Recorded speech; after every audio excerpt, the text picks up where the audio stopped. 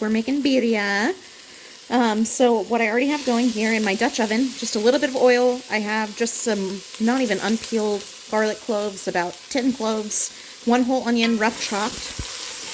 I just browned these a bit because I want the caramelization.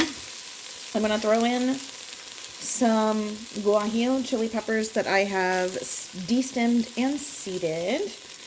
I'm going to throw in some chopped tomatoes.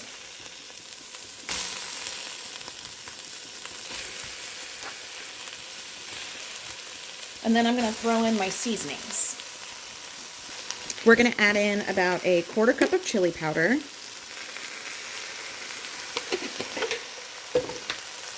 Two tablespoons of cumin.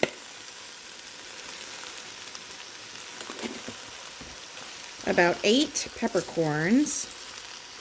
That's a lot more than 8. A handful of bay leaves.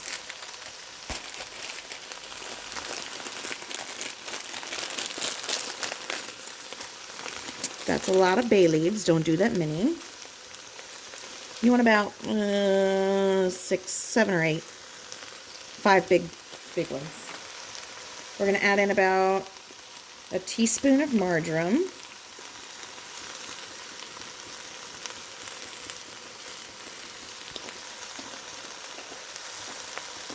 One cinnamon stick.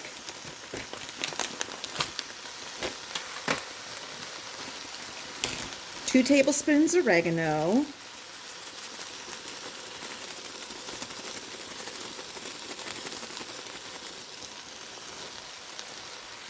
We're going to add in, I'm throwing in 4 beef bouillon cubes. You could also do 2 tablespoons of caldo de res or caldo de pollo. It's up to you, whatever you have on hand.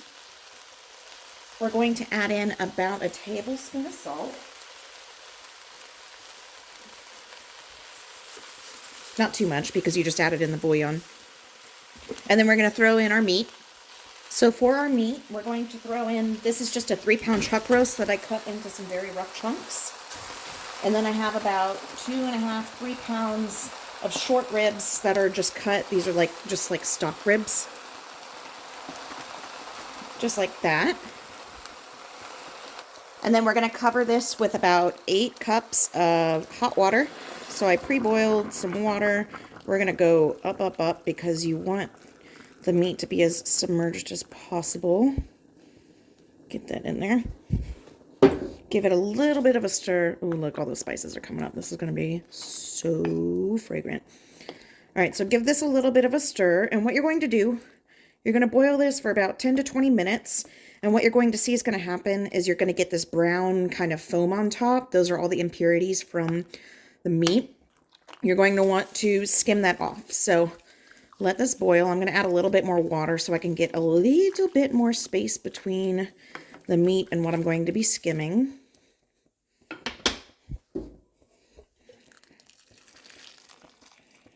So we're going to let this boil for about 10 to 20 minutes. When we get all of that brown kind of foam on top, we'll come back and we'll skim it all off. So as you can see, we have these kind of foamy brown bits. That's just impurities from the bones and the meat. You're going to skim that off. Could you leave it? Yes. Is it the best quality and does it give you a clear broth? No. So I'm going to take all that off and then I'll be right back.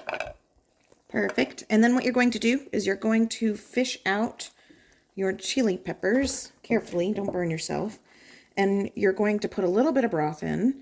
And you're going to blend these up. I will fish out that bay leaf in a second. But what this is going to do is it's going to make like a sauce and a reduction for this. We boiled them so that we could tenderize them prior to blending them up. And then why not tenderize them in the broth that you're cooking so you can get a little bit more extra flavor. So go ahead and fish all those out. I'll be right back. Okay, so we have all of our chili peppers. I'm going to toss them in here. I'm going to add a little bit of broth. Not too much. Just enough to kind of allow this to liquefy down.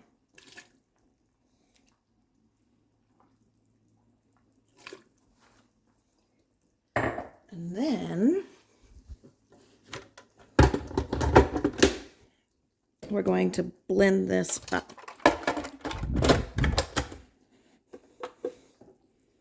So as you can see, we've got this really nice, smooth kind of sauce. What we're going to do, don't hurt yourself. We're going to pour this right back in over our meat and stir that in. Stir that in. Then we're going to drop your heat down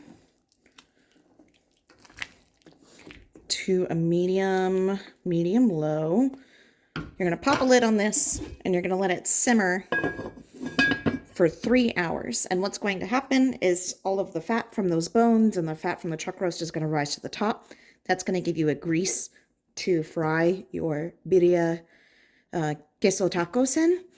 And then you can skim the rest off, and then you'll have this super tender meat that's ready to shred and use inside of your taco. Okay, it has been 3 hours that this has been simmering. And this is ready. So what we're going to do, you're going to take all of this meat out and set it to the side to shred it. And then what we'll do with the remainder is we're going to scoop off all that grease, and that's what you're going to use to fry your quesabirria taco.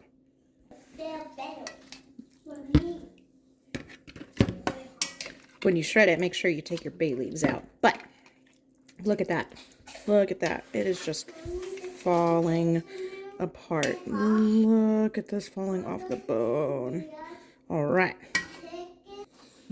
Okay, so we took all the meat out, and you can see you have this layer of oil on here. So you want to separate that off. You don't want the broth itself.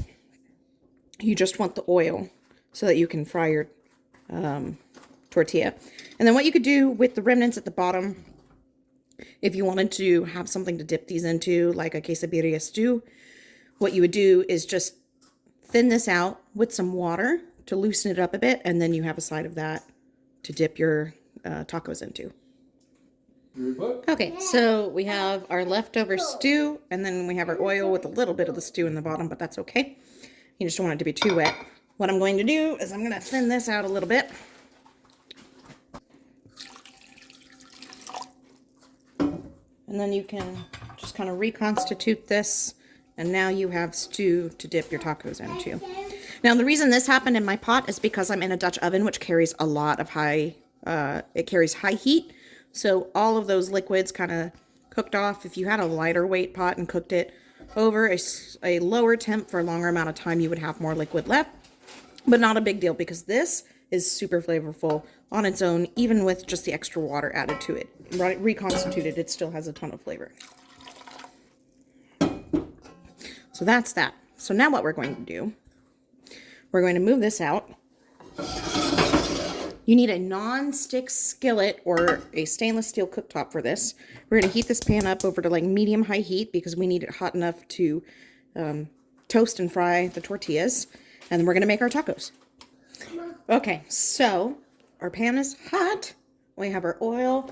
And then what I did in the background, I removed the bones. And as you can see, I didn't even need to shred this because just the process of removing the bones shredded the meat on its own. So what we're going to do, get your assembly line set up. We're going to take a tortilla, dip it a little bit in the oil, and then you're going to pop it into the pan. That's like that.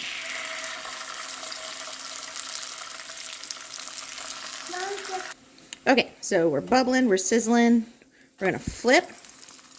And then while that side's cooking, what you're going to do, put down your cheese. We're just using shredded Mexican style queso quesadilla. You can use asadero, you can use shredded Mexican cheese, really whatever you have on hand. Got our cheese down. We're going to get our meat on. And what we're going to do after that tortilla softens up a bit, we're just going to fold it over on itself. I probably stuffed this a little too heavy, but we're about to find out. Okay, let's see. Moment of truth. Are we going to be able to? Oh, yeah. Little full. That's okay. So, push it, press it, to solidify it. We just want this a few seconds on this side before we flip it, and then we'll go on to the next. So what's the next? Yeah. Okay. Okay. So hold on, and I'm gonna put it back into there. So he wants 2 of them. I don't know if you heard that. Ready? And over. Look at that. This is going to be so gooey. I'm going to turn the heat up a little bit to cook off some of this extra grease, because we want it to be a little bit crispy on the inside and get a really good bite into it. All right, let's flip it back. Oh, that's what we're looking for. So we can see this tortilla shell has cooked up a little bit. It's not so translucent. It's changed color a bit. Grease is a little bit more gone. And then once this is done, we'll go on to the next. You might want to do this in a bigger skillet. This is what I've got. This is my best nonstick pan, and unfortunately, this is the size that it is. So I can do one at a time. All right, so out. We can see that's pretty sturdy, pretty crispy. And on to the next. So here's what we got. We got our fried tacos and our soup, some cilantro and some lime, and you are ready to go.